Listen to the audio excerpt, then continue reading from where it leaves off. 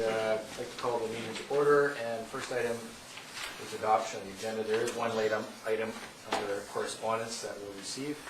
I think it's in front of you here. With that, a motion to approve. Move. Second. All in favor? Motion's carried. We do have one delegation this evening, Bruce Morrison, regarding marina fee increases. And Councillor Arnott. Yes, I will recuse myself as I am a tenant of the marina and have been advised that it's a conflict of interest to be here, so All right. I will exit stage left. We will let you know. All right. All right, Mr. Morrison, there you are with the podium, and welcome. And you have 10 minutes for your presentation. Thanks for telling me that this is the place.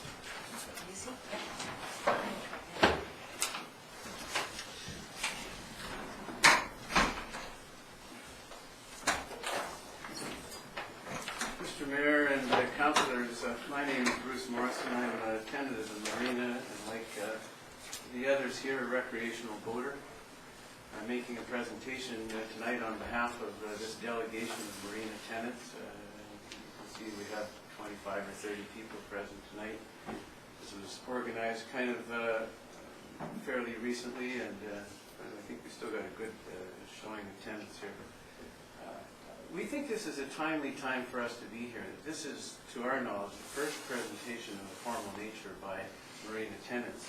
And you're a new council, so we're asking this town council to take a fresh look at the marina tenant rates. We submitted a 4-page written presentation to you, which outlines the history of rate increases over the last decade imposed by previous councils, as well as our position that there should be no increase in tenant rates, at least for the foreseeable future of this year. There are 2 attachments to it. One was extracted from the town's 10-year budget, and one is a spreadsheet analysis prepared by one of our members. Mr. Mayor and members of the council, the core of our presentation is that the large increase in escalating marina berthing fees over the 10-year period in these materials at the same time has been accompanied by marina expenses remaining relatively constant and low. We say that the fee increases are unjustifiable and also unfair to marina tenants. Our calculations, and I'm speaking with a broad brush here because you have the materials before you, the fees are up somewhere on the order of 80% over the 10-year period, or 8% per year, while the expenses have ranged somewhere between $111,000 and $137,000 over that period.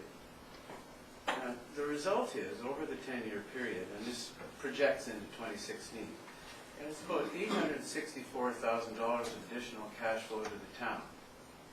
There's about 144 rented marina slips, so 144 tenants have contributed over $750,000 to the town over this period of time.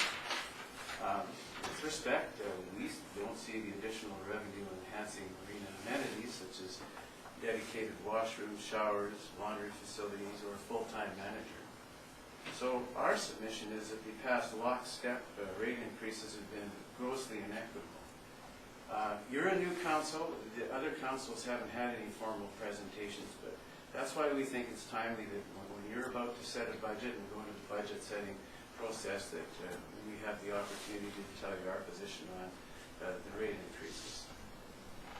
Looked at from a historical perspective, our understanding is when the marina was developed in the 1970s, the intent was that it be a self-supporting facility for affordable boating, rather than a general revenue stream for the town. The mayor at the time was Dick Merrick, and we had some input from him in looking at the history of this. Another and somewhat different financial concern we have is the Marina Space Waterfront Development Reserve. There was a town meeting about that over in the adjoining building late last year. We understood that it's a $1.2 million project. The town's share was somewhere on the order of $400,000. And marina fees of $195,000 were to be set aside for the project. If that's the case, then the marina tenants appear to be funding close to half the town's share. Yet we, with the greatest respect, don't see any direct benefits to voters. We do know that there's some 16 fewer boat accessible parking spots that are closest to one of the float access grounds. If you're going to make access loading on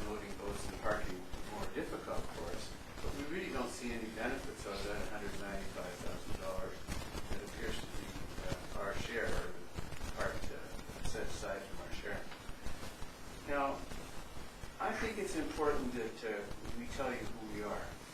You should know a bit about the boater profile here. This is not a luxury yacht marina. Of the 144 slips, the majority of them are for smaller boats, craft in 20 to 30 foot range. Many of these boats are not worth more than $15,000, $20,000, or $25,000. They're not rich guys' boats. If you, for example, take a 24-foot slip with rent for $1,593 a year, if the boat's worth $15,000, that's 10% of the boat's value per year in marina fees, which we think is pretty high for some of the boats that are down there. Maybe I'm wrong here, but I thought some years ago the Comox Valley was being pitched as the retirement capital of Canada. There are many retirees who have boats down here. Many people in the military have decided to take their last posting years in the road with the RCMP in the hope that they could enjoy recreational boating. And our submission is that the rates are just getting too high. So our position is that the fee increase is averaging 8% per year, unrelated to increases in marina expenses for enhanced facility, are unjustifiable and unfair to the tenants. We suggest that fee increases are inconsistent with the concept of a self-supporting and affordable community benefits rather than profit for profit, so charging all of the traffic is there.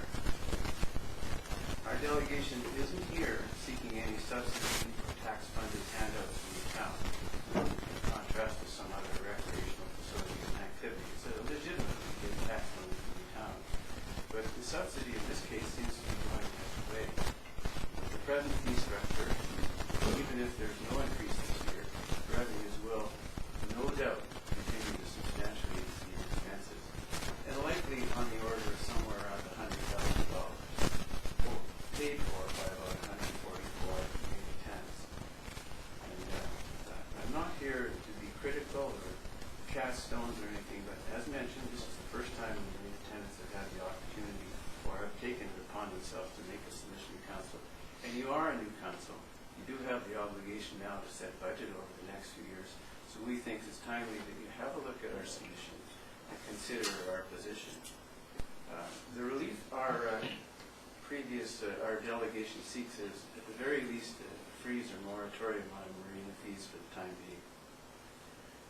On an aside, and another point entirely, we do ask the council to consider recommending working with the Marine Tenant Advisory Group to work with the town on matters such as marina rates, improvements, and regulations. Perhaps by working together, we can sort some of these things out in advance and have some input and dialogue with town officials and council. That brings up transient moorage. I don't know whether that's a popular subject or not, but it may be a revenue opportunity that's not being exploited to the benefit of the town coffers, to the benefit of the marina tenants who get some subsidy out of it, and to the community in general. Comox, I think, is a great place to bring a boat if you're a transient boater. However, I think it's pretty well known among boaters in the Northwest that they give Comox a miss in favor of going somewhere like Campbell River or Powell River where there are more facilities. And it may be that some of the spaces down there, and you just have to walk down to the marina in the summer, and you'll see many vacant slips, some of them vacant for weeks at a time, which could possibly generate a revenue source. I throw this out just as for consideration of council looking to the future is something in addition to the marina rates.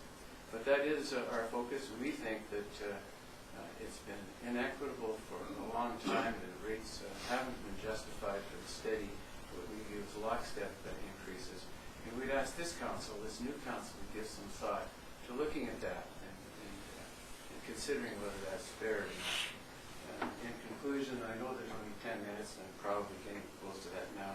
We thank you for hearing us, and we respectfully ask that you take our presentation into account when setting the town's budget and fixing the marina tenant fees. So that's pretty much all I have to say, Mr. Mayor. Thank you. Thank you, Mr. Morrison. Are there any questions at this time from members of council for our delegation? Seeing none, your presentation, the material, that will form part of the staff review of this matter as we go forward over the next couple of months. Thank you.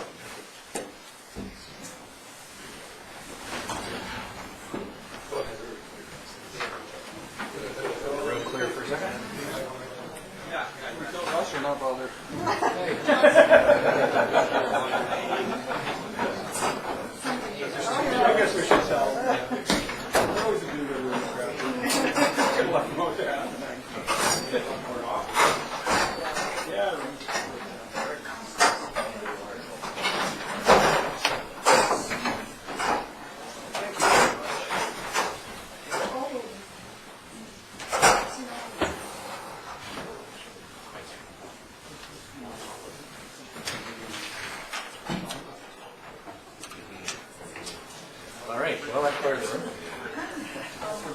Something. Yeah. That changed his mind. Yeah. Whoops. Never know. Yeah. All right, so we'll move on to minutes of meetings for approval, the January 7th council meeting minutes. Move. Second. Those in favor? Motion's carried. And for receipt, the committee of the whole meeting minutes of January 14th. Move. Second. Receipt then, all those in favor? Motion's carried. We have a number of recommendations. First, that bylaw 1797, the water rates bylaw, be forwarded to council for first, second, and third reading. Move. Second. All in favor?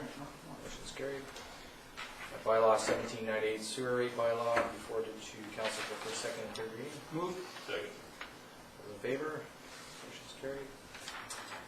Port Augusta storm sewer rehabilitation, that staff be authorized to expend up to $80,000 for the rehabilitation of a section of that sewer main along Port Augusta. Move. So move. Second. Any discussion? All those in favor? Motion's carried. And regarding the public works yard replacement project, that staff be authorized to include the purchase of office furnishings and about $50,000, landscaping, about $30,000 in that budget. Move. Second. Discussion, all those in favor? Motion's carried. And over the page, at least my page anyway, we have regarding the revitalization program, the 6-month review, that staff be directed to prepare bylaw amendments allowing extension of that for consideration in April. Move. Second. All those in favor? Motion's carried. Regarding the public parking issue raised by the Town Residents Association, that letter be requesting proper signage should be referred to BI. Move. Second.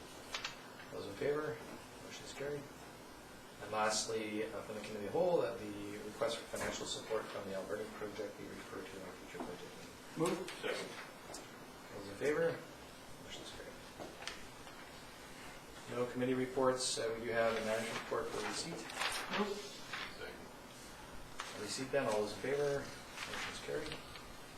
Anything arising, questions, comments on the management report? And then we'll move on then to receiving the regional district meeting minutes for both solid waste management and hospital. Move. Those in favor? Motion's carried.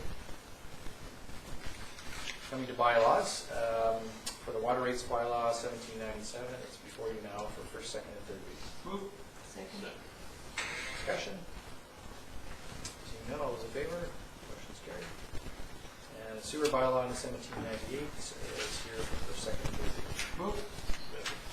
Any discussion? Seeing none, all those in favor? Motion's carried.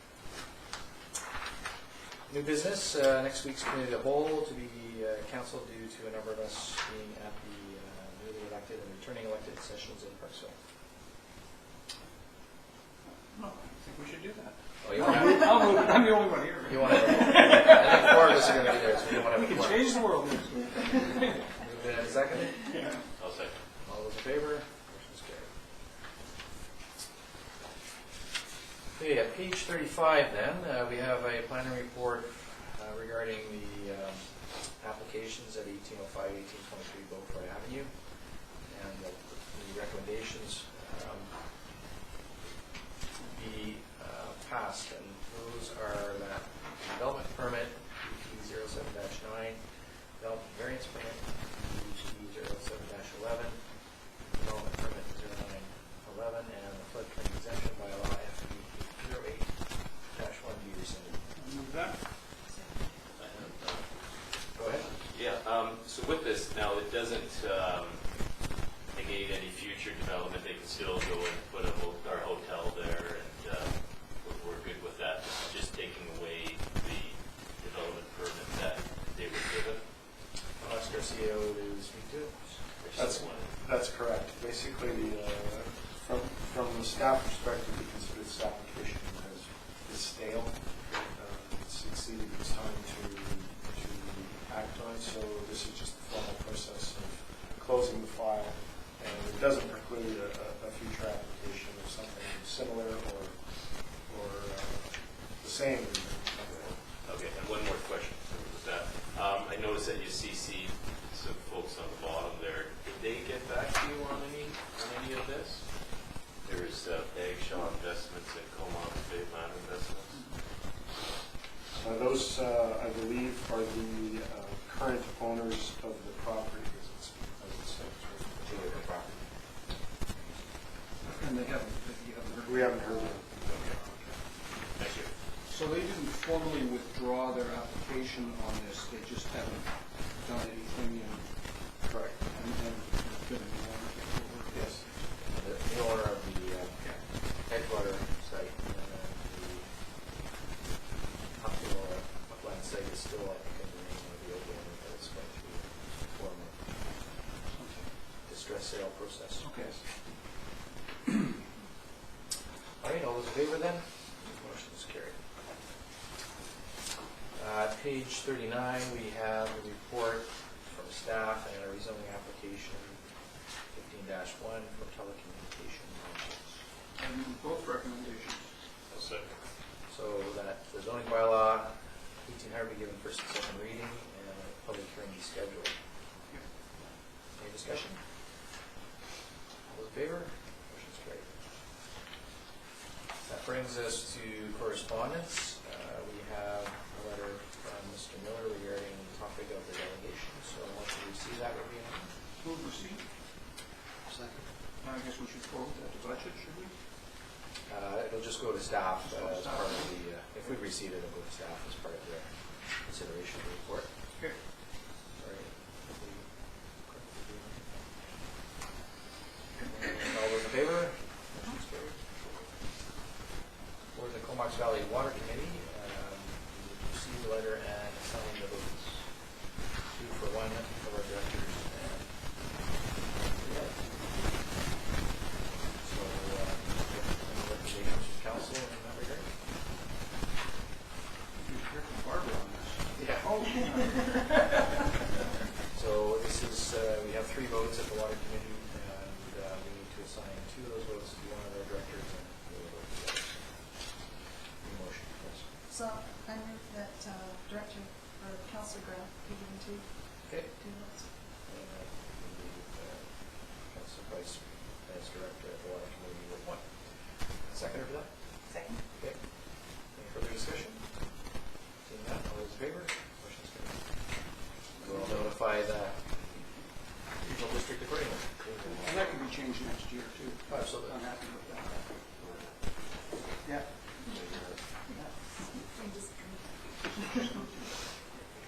Not bad. The next letter is a letter from some residents regarding residential water rates from Margaret Simon and Ken Sharp.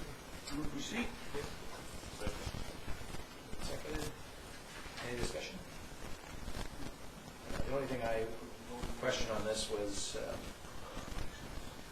that if they weren't using very much water, they could pay as little as $180 a year as a minimum, whereas the flat rate consumer, I think, was $327. So there would have been opportunities perhaps, but I don't know the specifics. But I suppose we can, when we receive and file this, let them know we can point that out to them. Your Worship, Yes. they pay on a metered basis. In 2014, they used 274 cubic meters of water. So a minimal user would be somebody who uses 168 or fewer cubic meters. A median user, so half of our 1,700 metered homes use 242 cubic meters or less. Average use is 291, so they're midway between median and average at 274. So they can opt out if they wish. Yes, and she alludes to that in her letter. We realize opting out of water meter readings is an option, so she's aware of that, but she'd like to stay on the program at this point. All right, well, But it means that at that level of water use, she doesn't really save anything. I think she paid a couple bucks. She paid $323 instead of $327 last year. okay, fair enough. Thank you for that information. All right, all those in favor then? Motion's carried. And lastly, a letter from Mr. Kerr regarding the Navigate Community Garden up at Solon School. So move receipt of that. Second. Okay, receipt, any discussion?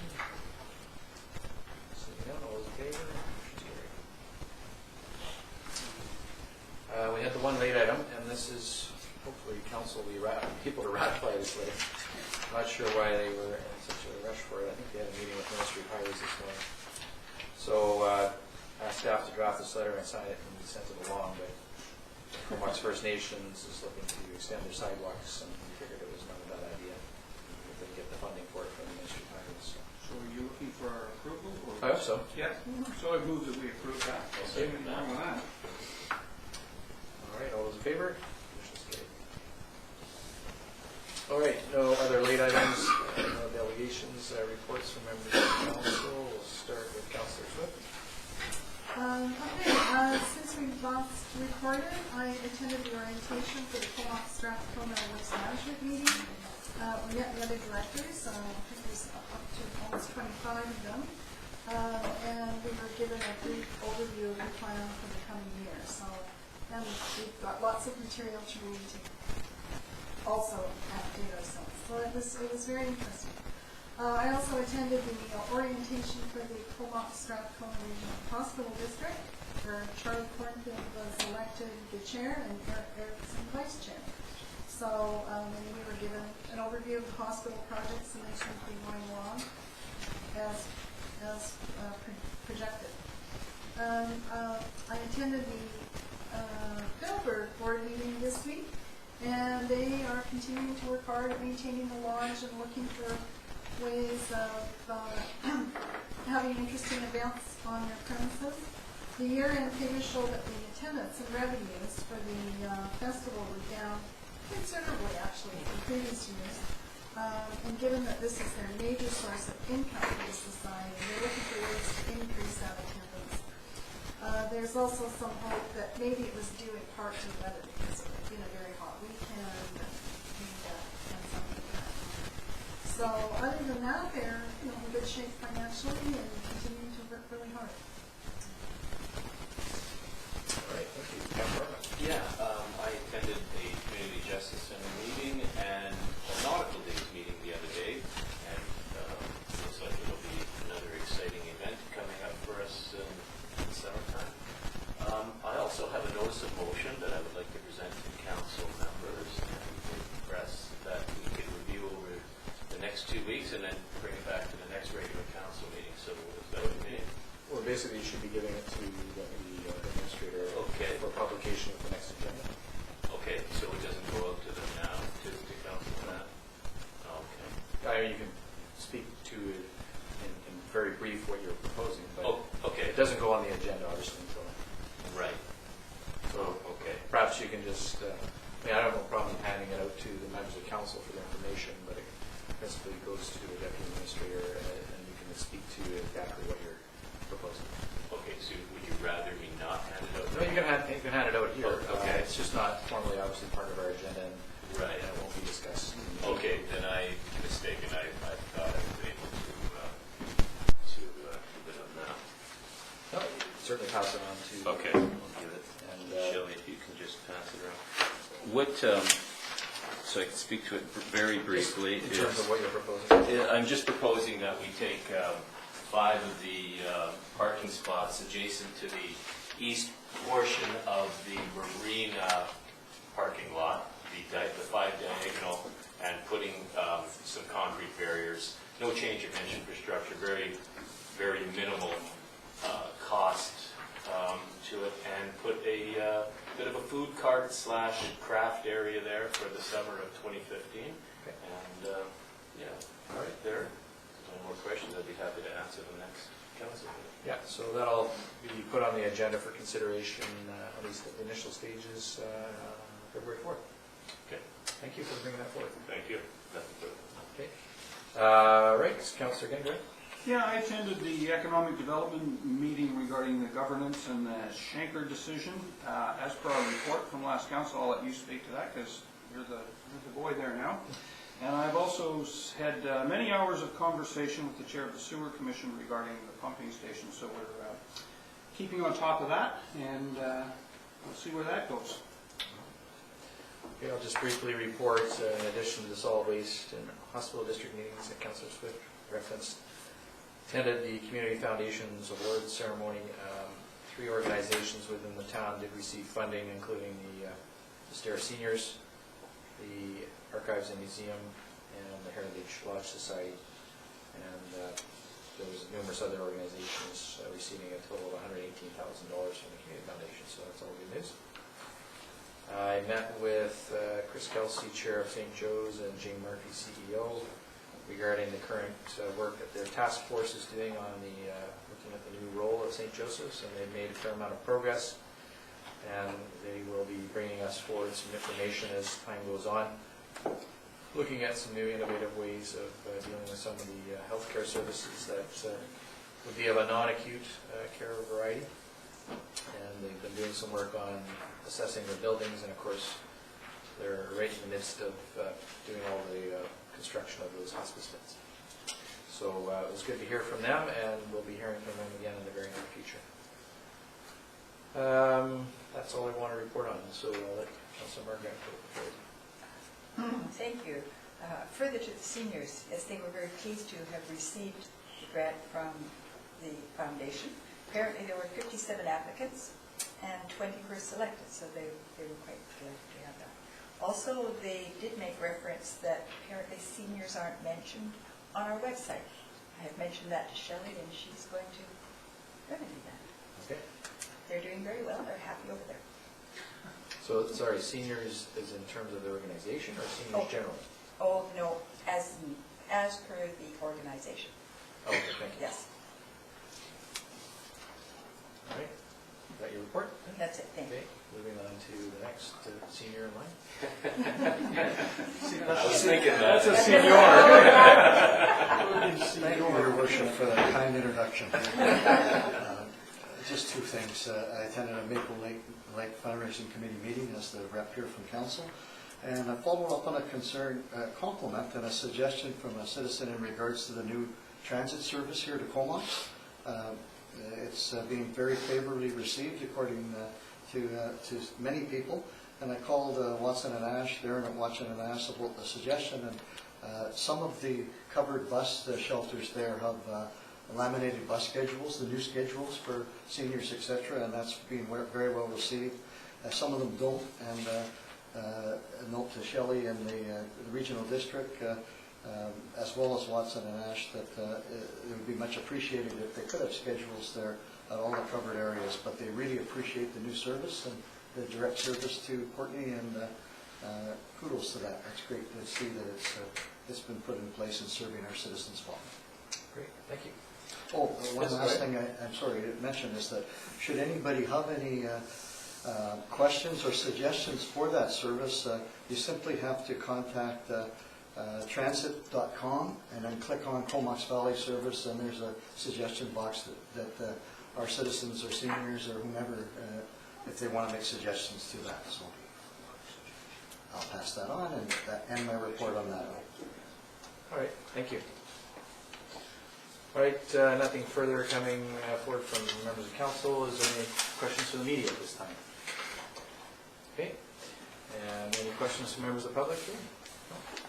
So we will consider a motion to adjourn. Second. All those in favor?